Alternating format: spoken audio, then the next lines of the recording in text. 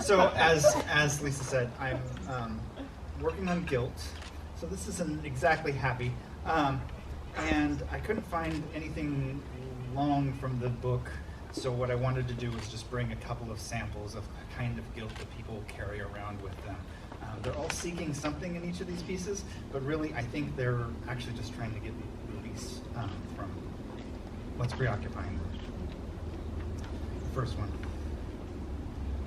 He's shit, and I know it, and fuck if no one else knows it, and it's not my fault, not really. I just wanted to show him, and he says she's trash just like me, and I know that's not true, not like me. So I show him, and he laughs, and at first he says, it's fake, it's costume jewelry, and I say no, because she's not trash, she's the best mom I've ever had.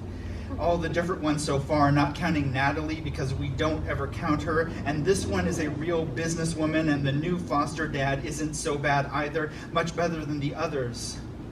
So when at recess, Mikey says she's got to be trash if she wants a trash bag like me, I can't help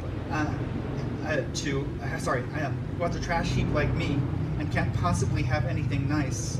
That's when I swipe the necklace. The one that catches the sparkles just right, and I take it to him to prove it. That's when he says the first part, the part about costume jewelry, and I shove him, take it back, take it back, take it back, but he punches me, and I'm in the mud, and there's blood on my lips, and my knees, they don't work so well. So then he grabs me, so he grabs the necklace, and takes a look, and says, well, maybe. And I think, he's gonna apologize now, and we can be friends like we were before he found out. But then he kicks me a couple more times and says she probably stole it, and I make to get up and fight back. I really do, but my knees, and then his foot in my stomach, and I'm down for the count, and he walks off, the necklace in his pocket. Except, I know where he lives. And I know when he leaves for soccer practice, and he's a fuck and shit if I'm going to go back and wait for them to look for the necklace and put 2 and 2 together and come up with me. I'm so fucking screwed if I don't get it back, even though I just wanted to show Mikey so he would shut up. But that's what I get for defending her honor and trying to prove a point. So I walk to his house, and I don't even think about what I'm doing. Not really, not until I'm already up the side of the house and halfway across the roof and opening the window to the upstairs bathroom and sliding in. Then it's real, like really, really real. And I'm scared, but then this is the point where I realize I'm also scared of heights. So I'm not going back out the other way. So I make my way through his house, which is all different from the one time I was there, but I find his room, and there's his pants dumped on the floor from when he changed, and I dig through and I find what I'm looking for, and I'm about to leave. I really am, when I see his guitar. And I don't know why. I really don't know. But then I think, I can really teach him. And suddenly, I want it much more than I've ever wanted anything, not even the necklace. So I grab the guitar too and find my way down the stairs and out the back door, and it's not until I get home and see the flashing lights that I realize exactly how fucked and shit I am.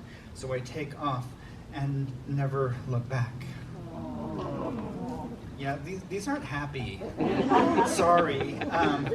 I have 2 chapbooks. If you buy the one called Haunted, you're going to get more of this. If you buy the one called Augie's Wedding Gift, you're going to get something really light and fluffy and sort of a fairy tale and sort of about witchcraft. But happy.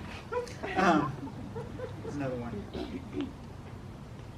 As I board the bus on that first day of the new school, I'm thinking about the swan. No. Before the swan, the ugly duckling, despised, despicable. I think about this and look at my reflection in the window. The duckling looking back and the changing landscape.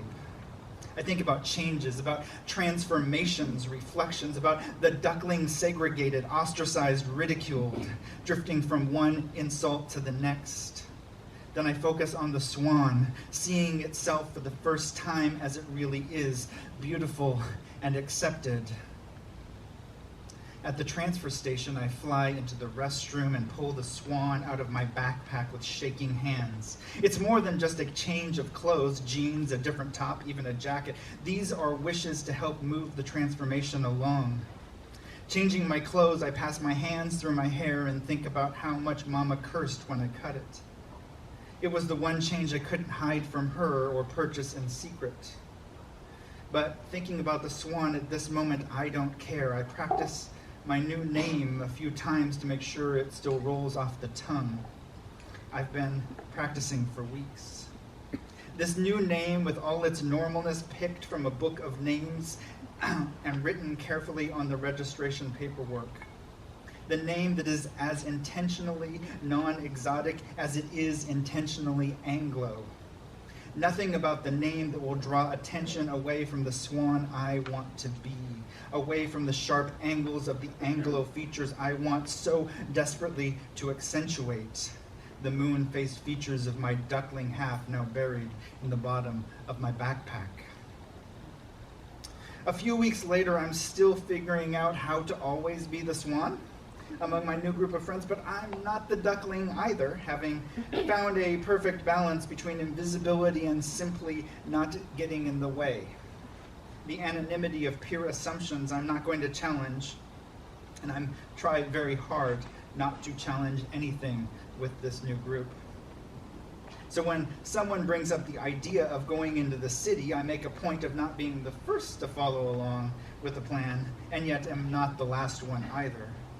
It's just a few people saying, "Oh, come on, it'll be fun, no one will know us," and we're all on the bus laughing, and I laugh not too loud, but not too little, until somehow, of course, we stop at the familiar storefront with its koinobori fish flags and hand-painted kanji sign, and I somehow find the voice to say, "Let's do the one across the street." But then there's an echo of voices chiming for me to stop being a baby and to be cool, and I realize maybe I've just become a little too visible in this moment and a little too in the way, so I slouch towards the back as we enter.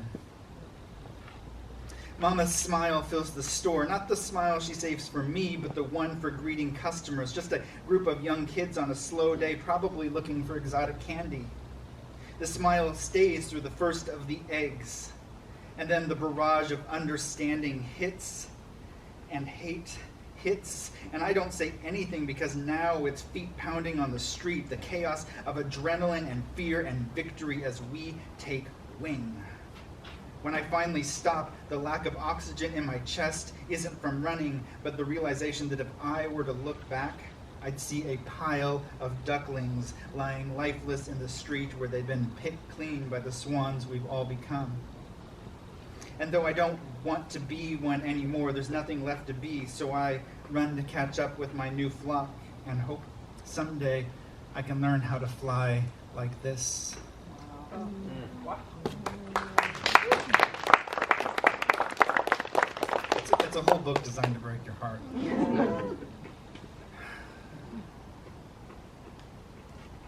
Grandpa is grown up.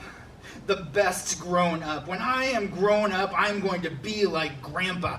Big like Grandpa. So grown up and up and up and up. Grandpa is the tallest grown up in the world. At least 25 feet tall. Bigger than the biggest giant, and they ain't as grown up as Grandpa is. Do you want to know a secret? It's a secret. Secret. Grandpa is my Papa's Papa. Yes.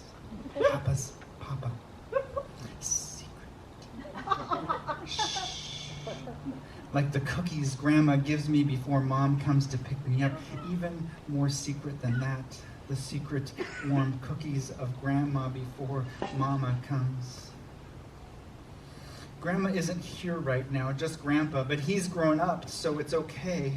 When I'm grown up, I can be alone, but not until later when I'm 25 feet tall like Grandpa. Grandma isn't here, she's gone to heaven to visit with Jesus, but I hope she has cookies next time because those are the best secret that I know. I tell Grandpa I want to go visit Jesus too, and he squints a bit and gets wet in his eyes, then laughs and says that's not possible, but if I pray, Jesus will come visit me anytime I want.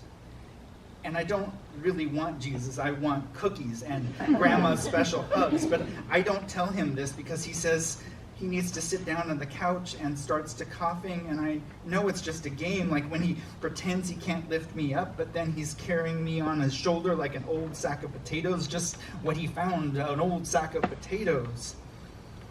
So I climb onto his lap, and he starts to cough again and pretends to nap, which is another fun game. So then I pretend to hide, and I am good at it. So it takes a long time before Mama finds me. And what did you do? What did you do? What did you do? What did you do? Over and over again until the red lights come through the big window and the strange men come to take Grandpa to Jesus. Thank you.